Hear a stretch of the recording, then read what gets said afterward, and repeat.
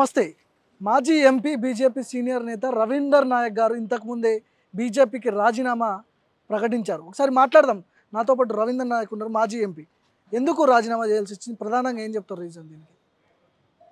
ఈరోజు నేను ముఖ్యంగా రాజీనామా చేయడానికి కారణం భారతీయ జనతా పార్టీ ఓ నిబద్ధత కలిగినటువంటి పార్టీ, డిసిప్లిన్ ఉన్న పార్టీ, క్యాడర్ ఉన్నటువంటి పార్టీ అనుకొని నేను అవినీతికి వ్యతిరేకంగా పోరాటం చేసే పార్టీ అనుకొని నేను 2019లో భారతీయ జనతా పార్టీలో చేరడం జరిగింది.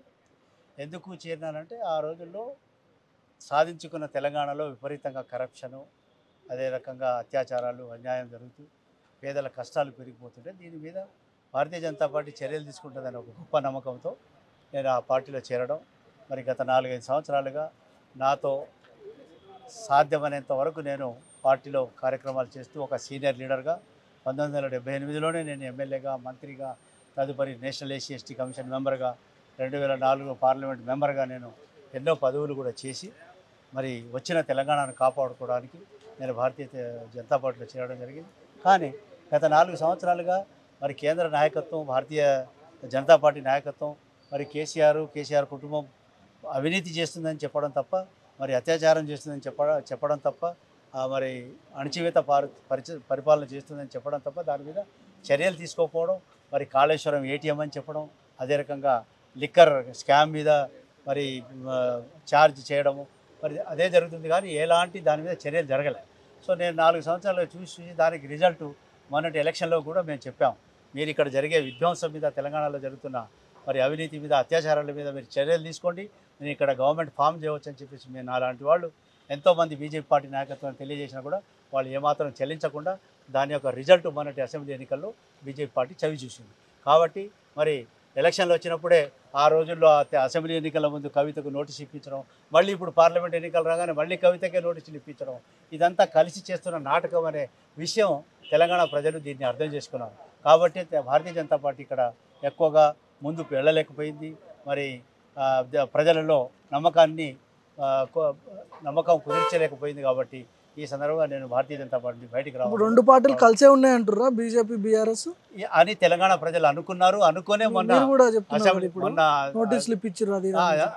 ఇప్పుడు అదే చూస్తుంటే భారతీయ జనతా పార్టీ ఎప్పుడైతే చర్యలు తీసుకోవడానికి వెనకంజ వేసిందో మరి న్యాచురల్ ఇది అనుమానం కలిగే విషయం.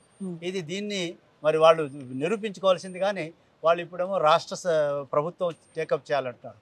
మీరు ఈడీ చెప్పడం కానీ కాగ్ రిపోర్ట్లో కూడా క్లియర్గా చెప్పడం, ప్రజాధనం లూటీ అయిందని, వచ్చినటువంటి సబ్సిడీలు కానీ గ్రాంట్స్ కానీ మిస్యూజ్ అయినాయి, డైవర్ట్ అయినాయని చెప్పేసి వాళ్ళు ఎన్నో విధాలుగా రిపోర్ట్స్ వచ్చినా కూడా దాని మీద కూడా ఈడీ కానీ సిబిఐ కానీ ఎలాంటి చర్యలు తీసుకోలేదు. సో మరి కేంద్ర సంస్థలు కూడా దాని మీద చర్యలు తీసుకోకపోవడం వల్ల ఇదంతా హ్యాండ్ అండ్ గ్లో అన్నట్టుగా ప్రజలు ఇప్పటికీ అనుకుంటున్నారని నేను తెలియజేస్తాను. లోక్సభ టికెట్ రాకపోవడం వల్లనే రవీందర్ నాయక్ రాజీనామా చేశారు అనే చర్చ కూడా ఉంది. దీనికి ఏం చెప్తారు? నాకున్నటువంటి ఎక్స్పీరియన్స్, నేను చేసినటువంటి పదవులు, ఎంపీగా పదవి చేసిన, ఎమ్మెల్యేగా పనిచేసిన, మంత్రిగా పనిచేసిన, నా జాతీయ ఎస్సీ కమిషన్లో ఉపమంత్రి మరి హోదా కూడా నేను చేసినటువంటి వ్యక్తిని నేను ఎంపీ సీట్ అడగడంలో అది పెద్ద ఇష్యూ కాదు. అది ఎంపీ సీట్ అనేది నాకు ఇది లైఫ్లో, రాజకీయ జీవితంలో నాకు లాస్ట్ ఛాన్స్ అని అడిగిన తప్ప నేను దీని తర్వాత నాకు అవకాశం ఉండకపోవచ్చు, ఉండదు కూడా. మీరు అడిగినప్పుడు ఎట్లా రియాక్ట్ అయింది? ఏ మాత్రం వాళ్ళు దాని మీద స్పందన లేదు. కేంద్ర నాయకత్వం కూడా అంతే. ప్రధానమంత్రి గారికి కూడా ఎన్నోసార్లు లెటర్ రాసిన, అమిత్ షా గారికి లెటర్ రాసిన, నడ్డా గారికి లెటర్ రాసిన, ఇక్కడ మన కిషన్ రెడ్డి గారికి కూడా లెటర్ రాసిన. కానీ వాళ్ళ నుంచి ఎలాంటి స్పందన లేదు. కాబట్టి వాళ్లకు నిజంగా ఫీల్డ్లో పనిచేసే వాళ్ళు, మరి ఎక్స్పీరియన్స్ ఉన్నటువంటి నాయకులు, మరి ఒక తెగను, ఒక జాతిని రిప్రజెంట్ చేసే నాయకులు వాళ్ళకి ఇష్టం లేదు అని అనిపించింది నాకు. అండ్ నాకన్నా ఎక్కువ యాక్టివ్గా ఉన్నటువంటి గిరిజనులు ఎవరైనా ఉంటే బాగుండేది. మరి ఆ గిరిజన నాయకులలో నేనే సీనియర్ మోస్ట్. మరి నాకు ఒక చరిత్ర అనేది ఉంది. ఆ రోజుల్లో 73లో 76లో చేసినటువంటి కార్యక్రమం కానివ్వండి, 2004లో నుంచి మరి 2014 వరకు తెలంగాణ రాష్ట్ర ఏర్పాటుకు చేసినటువంటి ఉద్యమం కానివ్వండి, నాకు ఉన్నటువంటి ఆస్తులను సైతం అమ్ముకొని ఎంపీ పదవికి రాజీనామా చేసినటువంటి చరిత్ర రాదు. ఇప్పుడు ఇల్లందులో మీకు లాస్ట్ టైం బీజేపీ నుంచి మీరు నిలబడ్డారు, టికెట్ కూడా ఇచ్చింది. అంటే ప్రజలంతా ఒక దిక్కున్నారు ఆ రోజు. ఈ యొక్క జిల్లాలలో అక్కడ అసలు కేసీఆర్ను, గత బీఆర్ఎస్ ప్రభుత్వాన్ని ఎవరు ఓడిస్తారనేది అది చూసి వాళ్ళకి ఓటు చేసింది తప్ప అది రవీంద్ర నాయక్ కాదు, లేక ఇంకెవరికి కాదు. సో కాబట్టి ఏదైతే ప్రజలు అనుకున్నారో, ప్రజలు ఆ గత ప్రభుత్వాన్ని ఓడించే శక్తి కలిగినటువంటి పార్టీకి వాళ్ళు మద్దతు ఇచ్చినారు కాబట్టి అందులో చాలామంది ఓడిపోయినారు. ఇప్పుడు ఎంపీలుగా ఎవరికైతే సీట్లు ఇచ్చినారో అందరూ ఓడిపోయిన వాళ్ళు. ఇప్పుడు ప్రధానంగా 2 కారణాలు చెప్తున్నారు మీరు. లోక్సభ టికెట్ ఒకటి, కవితని జైల్లో పెట్టకపోవడం, కాళేశ్వరం ప్రాజెక్ట్ కావచ్చు, రాష్ట్రంలో జరిగిన అవినీతి చర్యలు లేవు, ఇటు టికెట్ రాలేదు లోక్సభలో. 2 ప్రధానమైన కారణాలు ఇవేనా? ఇది 2 కాకుండా మూడవది బంజారా తెగ అయితే ఉందో దేశంలో 150 పార్లమెంటు స్థానాల్లో 600 అసెంబ్లీ స్థానాల్లో ఈ బంజారాలు అత్యధికమైనటువంటి జనాభా కలిగి ఉన్నారు. Deciding factor. ఈ సమాజం ఏ పార్టీకి మద్దతు ఇస్తుందో ఆ పార్టీలే ప్రభుత్వాన్ని ఫామ్ చేస్తున్నాయి. దానికి ఉదాహరణ కర్ణాటక అండ్ తెలంగాణ. సో నేను అదే చెప్పినాను, ఈ యొక్క బంజారా సమాజాన్ని వివిధ రకాలుగా వివిధ లిస్టులో పెట్టినారు రాజ్యాంగంలో.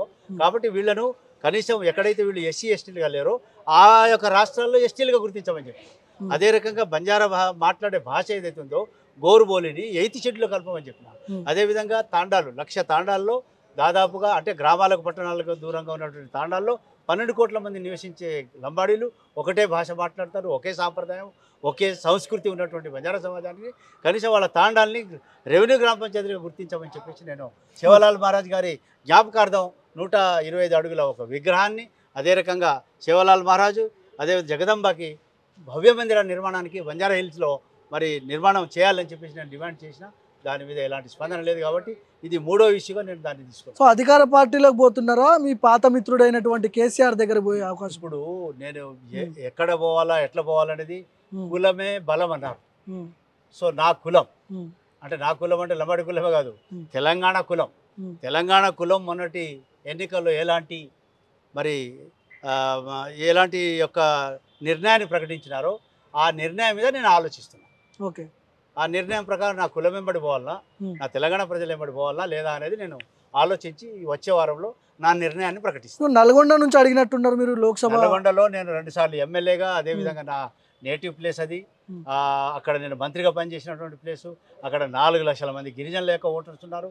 మరి అక్కడ అన్ని యొక్క సీట్లు ఏవైతే ఉన్నాయో ఒకే ఒక సీటు కేవలం అక్కడ రిజర్వ్డ్ సీటు, అక్కడ నాకు ఇవ్వమని చెప్పేసి నేను అడగడం వల్ల తప్పు లేదు, ఇచ్చేది వాళ్ళు కదా. కనీసం మర్యాద కూడా వాళ్ళు నాతో చర్చించకుండా, మరి ఒక సీనియర్ లీడర్ని చర్చించకుండా, 2 రిజర్వ్డ్ స్థానాలకి ఎవరిని పెట్టాలా ఏం చేయాలనేది అడగకుండా నన్ను మరి వాళ్ళు ఈ విధంగా అడగనందుకు కూడా నేను ప్రొటెస్ట్ చేస్తాను. ఇప్పుడు ఏదో ఒక పార్టీ నుంచి అయితే బరిలో ఉండబోతున్నారా నల్గొండలో?